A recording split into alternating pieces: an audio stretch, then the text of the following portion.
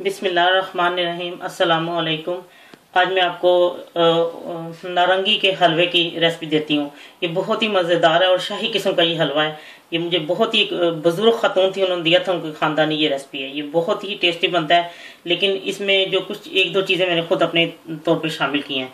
इसके लिए चाहिए हमें सूजी आधा कप और आइसिंग शुगर वो जो है पौने कप से ज्यादा। अगर आपके पास दूसरी चीनी नॉर्मल है तो आप पौना कप डाल सकते हैं, क्योंकि वो ऑरेंज जो होते हैं या नारंगी होती है वो खट्टे होते हैं ना, इसलिए इसमें जरा चीनी ज्यादा डलती है।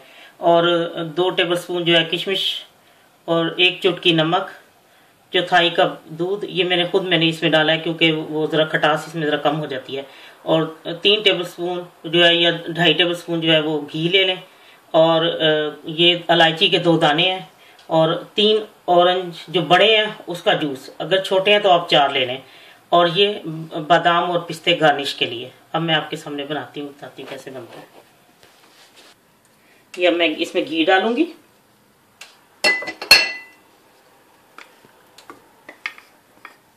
ये 3 चमचे हैं।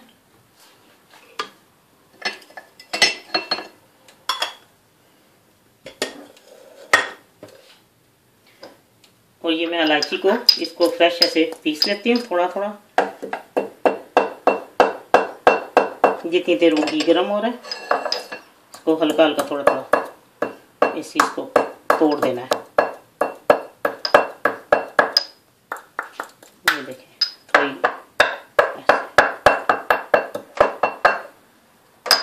ये इसके अब घी गर्म होना शुरू हो गया तो मैं इसमें इलायची का तड़का लगाऊंगी।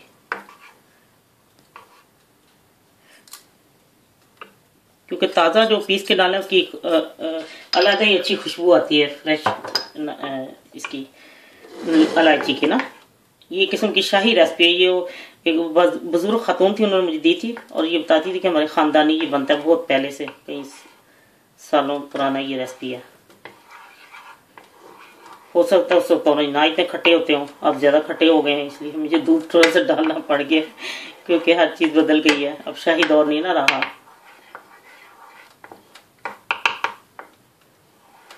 बस अभी हो जाता है तो फिर मैं इसके अंदर सूजी डालूंगी।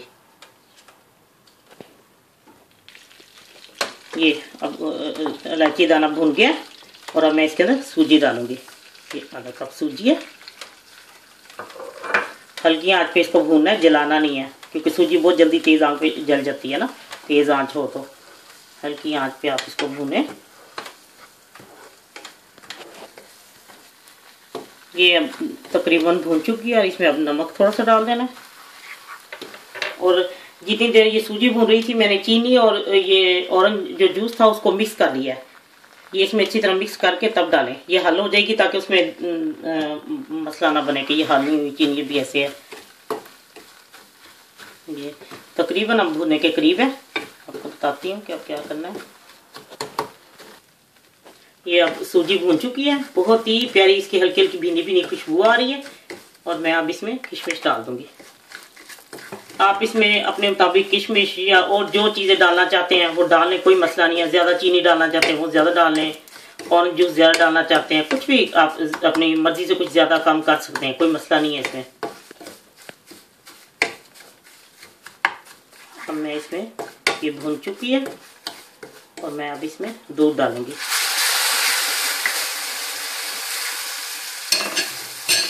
और साथ ही ऑरेंज जूस, और हल्की आंच पे इसको पकने के लिए छोड़ दूंगी।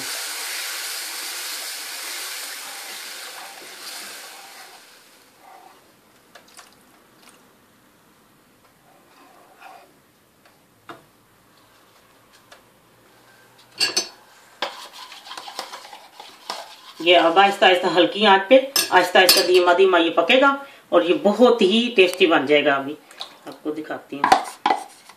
ये हल्की आंच पे इसको अब पकाना है। इसको कुछ देर मैं पकने देती हूँ। लीजिए अब उसने घी छोड़ दिया, वो देखें आहिस्ता आहिस्ता ऊपर घी आ रहा है। और अब मैं कुछ इसमें डालूंगी पिस्ते बादाम वगैरह और कुछ गार्निश के रखूंगी।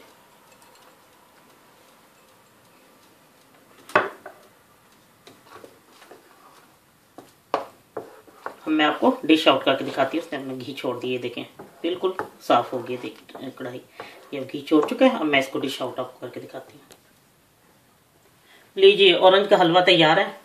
और इसमें आप चीनी ज़्यादा भी डाल सकती हैं। अगर नॉर्मल आपको चीनी डाल तो उसमें रेगुलर जो चीनी है वो 1 कप फुल डालें। और अगर आपको लगे ये थोड़ा खट्टा है या वो, फिर आप उसके मुताबिक चीनी कम या ज़्यादा कर सकते हैं। कोशिश करें कि ऑरेंज वो लें जिसका जूस मीठा हो, टेस्ट कर लें फिर उसके बाद। तो ये बहुत ही मुनफरिद किस्म का बहुत ही टेस्टी ये ऑरेंज का हलवा तैयार है। आपको यकीनन बहुत पसंद आएगा जब आप बनाएंगे। सबको ही, जितनी दफ़ा मैंने बनाया सबको ही बहुत पसंद आया। इंशाल्लाह आपको बहुत पसंद आएगा जब आप लोग बनाएंगे। अल्लाह हाफिज़।